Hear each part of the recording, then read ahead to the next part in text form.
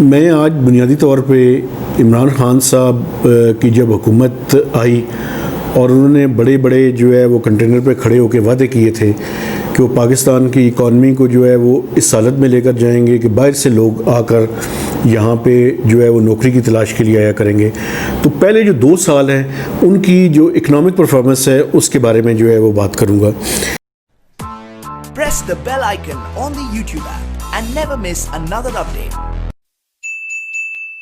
देखिए, जब इमरान खान की गवर्नमेंट आई तो उस टाइम जो पाकिस्तान की मईशत थी उसको बेसिकली जो सबसे बड़ा चैलेंज था वो था करंट अकाउंट डेफिसिट का।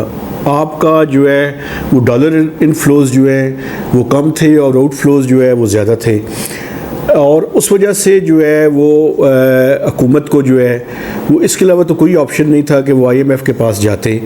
लेकिन जो प्रॉब्लम हुई वो ये हुई कि इमरान खान साहब की हुकूमत ने IMF का एक ऐसा प्रोग्राम जो है वो साइन कर लिया। आपको याद होगा कि जब ये प्रोग्राम फाइनल किया जा रहा था तो उससे पहले असद उमर साहब को जो है वो हटा दिया गया, सेक्रेटरी फाइनेंस को हटा दिया गया, गवर्नर स्टेट बैंक को हटा दिया गया, चेयरमैन FBR को हटा दिया गया, यानी पूरी की पूरी टीम जो है वो चेंज की गई। और IMF का एक ऐसा प्रोग्राम जो है वो साइन किया गया जो कि मैं ज़ाती तौर पे समझता हूँ कि बड़ा ही टफ़, फ्रंट लोडेड, यानी जिसकी कंडीशनैलिटीज़ के नतीजे में पाकिस्तान की जो मुआशी मुश्किलात थी उनमें इजाफा जो है वो नागुज़ीर था, इसके अलावा कोई हल नहीं था। तो जो सबसे बड़ी गलती मैं समझता हूँ हुई वो ये थी कि IMF का एक ऐसा प्रोग्राम उन्होंने साइन कर लिया। अब उसके असरात जो है वो आपके सामने हैं। देखें, अब हुकूमत की तरफ से ये एक्सक्यूज़ है कि जी ये जो कोविड-19 है इसके बाद जो है वो हमारी इकनॉमिक परफॉर्मेंस जो है और माशी मुश्किलात जो हैं उनमें इजाफा हुआ। लेकिन अगर आप गौर से देखें तो उससे पहले भी जो मुआशी सूरत हाल थी वो कोई इतनी अच्छी नहीं थी। जब इमरान खान साहब को हुकूमत मिली तो उस टाइम पाकिस्तान की GDP जो है वो 5.8% थी। इन्फ्लेशन जो है वो सिंगल डिजिट के अंदर थी। करंट अकाउंट डेफिसिट जो है वो ज़्यादा था। बजट डेफिसिट जो है वो भी बढ़ोतरी की तरफ जो है या उसमें भी जो है वो प्रॉब्लम्स थे। लेकिन अब देखें कि इन 2 साल गुजरने के बाद इमरान खान साहब की जो परफॉर्मेंस है उसको हम कैसे जज करते हैं। सबसे पहले तो आप ये देखें कि पिछले साल जो पहला साल था उनका, उसमें प्रोविजनल जो GDP ग्रोथ थी उसका उन्होंने 3.3% जो है वो ग्रोथ निकाली। लेकिन जब रिवाइज किया गया तो वो 1.9% हो गई। और ये जो दूसरा साल था इसमें कोविड के बाद जो ग्रोथ थी वो नेगेटिव 0.4% चली गई। तो यानी आपका जो बुनियादी किसी भी इकॉनमी को जांचने का पैमाना होता है वो होता है कि किसी भी मुल्क की शरह नमू जो है वो उसकी तरक्की की रफ्तार जो है वो क्या है। तो पहले साल जो है 1.9% रही, दूसरे साल नेगेटिव 0.4% रही। इस बात में हकीकत है कि कोविड के बाद जो है वो नेगेटिव हो गई। अगर कोविड ना भी आता तो पाकिस्तान की जो इकनॉमिक ग्रोथ है वो 2 से 2.2% के दरमियान जो है वो रहती। पिछले साल 1.9, इस साल प्री कोविड अगर देख लें तो 2% से ऊपर। अब जो इकोनॉमिस्ट हैं वो क्या कहते हैं, वो कहते हैं कि अगर आपने इस मुल्क के अंदर ये चाहते हैं कि लोगों को जो न्यू जॉब एंट्रेंट्स हैं जो कि 1 to 2 मिलियन जो है वो हर साल मार्केट के अंदर दाखिल होते हैं, उनको अगर आपने जॉब्स जो है प्रोवाइड करनी है तो आपको कम से कम 6 to 7% ऑफ GDP से जो है वो GDP को जो है वो ग्रो करना पड़ेगा। अगर आप इससे कम पे ग्रो करेंगे तो इसका नतीजा क्या होगा? इसका नतीजा ये होगा कि इस मुल्क के अंदर गुर्बत में भी इजाफा होगा और इस मुल्क के अंदर जो है बेरोज़गारी में भी इजाफा होगा। देखें, गुर्बत का भी हुकूमत जब से आई है इसने कोई ऑफिशियल फिगर्स जो है वो जारी नहीं किए। लेकिन जो पाकिस्तान के इंडिपेंडेंट इकोनॉमिस्ट है वो ये कहते हैं कि कोविड के बाद पाकिस्तान की गुर्बत जो 30% थी वो 40% से ऊपर जा चुकी है।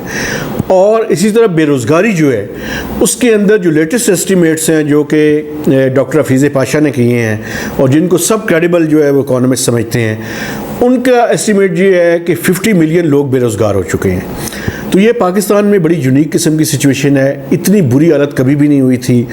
इसमें बिल्कुल कोविड की वजह से भी प्रॉब्लम्स में इजाफा हुआ है, लेकिन पहले भी कोई इकॉनमी अच्छा परफॉर्म नहीं कर रही थी। आप ये देखें कि हमारी माशी मुश्किलात जो है वो बेसिकली दो अकाउंट्स हैं जिनकी बुनियाद पे है। एक आपका करंट अकाउंट डेफिसिट है, इसमें कोई शक नहीं है कि हुकूमत ने करंट अकाउंट डेफिसिट जो है वो कम कर लिया है, जो कि पहले साल 19 बिलियन डॉलर्स था, जो इस साल ख़त्म हुआ है कोई 2 से 3 बिलियन डॉलर्स के दरमियान है। उस पर तो कंट्रोल कर लिया है, लेकिन बेसिकली आपने किस तरह से उसको कंट्रोल किया है। एक तो आपने इकनॉमिक एक्टिविटी को सप्रेस कर दिया है, आपने इंपोर्ट्स को जो है वो टैरिफ और नॉन टैरिफ बैरियर्स के ज़रिए कंट्रोल किया है, लेकिन आप अपनी एक्सपोर्ट्स के अंदर जो है वो कोई इजाफा नहीं कर सके। अगर आप एक्सपोर्ट्स के अंदर इजाफा करते, आप फॉरेन इन्वेस्टमेंट के अंदर या ओवरऑल इन्वेस्टमेंट के अंदर इजाफा करते, आपका सेविंग्स बेहतर होती, तो हम समझते हैं कि इकनॉमिक एक्टिविटी को फ्यूल किया जा सकता है, लेकिन ऐसी तो कोई सिचुएशन नहीं हुई। तो आपने इकॉनमी को, जो IMF की डिस्क्रिप्शन है जिसके मुताबिक ये है कि आप इकॉनमी को सप्रेस करके, स्लो डाउन करके जो है वो आपने स्टेबलाइज कर ली है, लेकिन उसकी कीमत पाकिस्तान के लोगों को बड़ी भारी कीमत जो है वो अदा करनी पड़ी है। एक तरफ तो गुर्बत में इजाफा हुआ है, दूसरी तरफ बेरोज़गारी में इजाफा हुआ है। अब दूसरा जो अकाउंट है वो इंटरनल अकाउंट है, उसमें आप देखें कि उसमें FBR की जो है वो पाकिस्तान की हिस्ट्री में जो है वो 2 साल हैं कि जिसमें FBR की रेवेन्यू ग्रोथ में ज़ीरो इजाफा हुआ है। और ये मैं समझता हूँ कि पाकिस्तान की हिस्ट्री में जो है वो पहली दफ़ा इस तरह हुआ है कि मुसलसल 2 साल से, जब नून की हुकूमत गई थी 2017 में, तो उस टाइम जो है वो कोई 38-42 बिलियन रुपीज़ जो है वो उन्होंने इकट्ठे किए थे।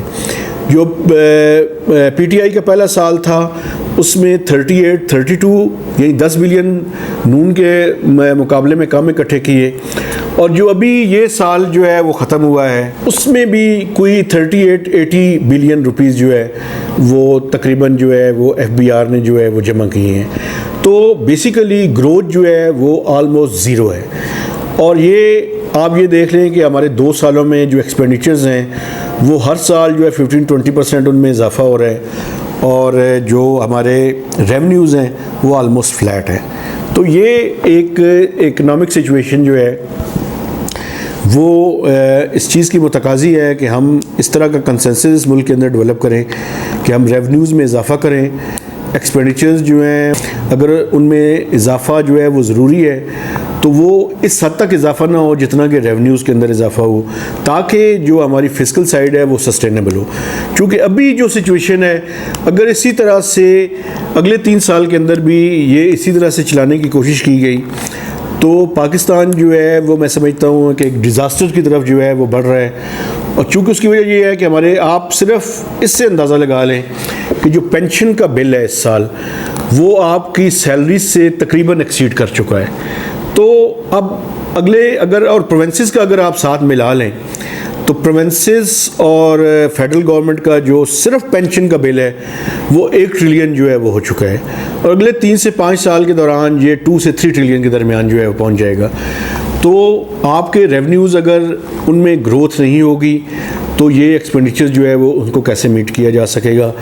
इसलिए बड़ा ज़रूरी है कि इस मुल्क के अंदर एक पॉलिटिकल कंसेंसस डेवलप करें और ये सोचें कि चाहे हम किसी भी पार्टी से हों, चाहे नून लीग से हों, पीपल्स पार्टी से हों, PTI से हों, मजहबी जमातों से हों, इस मुल्क के अंदर सब मिलकर बैठें और ये सोचें कि हमने अपने जो रेवेन्यूज़ के रिसोर्सेज हैं उनमें कैसे इजाफा करना है, या हम अपने रेवेन्यूज़ को बढ़ाएं या अपने एक्सपेंडिचर्स को कम करें। चूँकि एक लिमिट है, आपका जो डेट टू GDP रेशियो है वो 100% जब इस साल का जून का फिगर आएगा जो कि अभी तक नहीं आया उसको क्रॉस कर चुका होगा। तो आपके लिए सस्टेनेबल नहीं है कि हम इसको जो है इस अंदाज में चलाएं। इसलिए इस मुल्क के अंदर अब कंसेंसस जो है वो ज़रूरी है, और कंसेंसस इस बात पे होना चाहिए कि हमने कैसे जो है वो इस मुल्क के जो आमदनी है उसको बढ़ाना है। अगर हम आमदनी को ना बढ़ा सके तो मैं समझता हूँ कि फिर जो है वो चीज़ों को चलाना जो है वो बड़ा मुश्किल हो जाएगा। सबसे बड़ा प्रॉब्लम जो मुझे PTI में नज़र आता है, जो कि मैं समझता हूँ इनकी कोहेजन नहीं है। देखें, जब तक एक टीम आप नहीं होंगे, टीम बनाकर जो है वो आप इकॉनमी को जो है वो बेहतर कर सकते हैं। अगर ये टीम के हर बंदा जो है उसका अपना रुख होगा, वो फिर उसको जो है वो परफॉर्म करना मुश्किल हो जाएगा। आइंदा जो आने वाले 2 से 3 साल इनके पास हैं, वो मैं समझता हूँ कि कोई अच्छी जो है वो इंडिकेशंस नहीं है। लेकिन अगर ये एक्ट टुगेदर करें, अपनी चीज़ों को मिलाएं, सिनर्जीज डेवलप करें, एक स्ट्रेटजी बनाएं। अब तो सबसे बड़ा मसला ये है कि इस टाइम आईएमएफ का प्रोग्राम को रिवाइव कैसे करना है।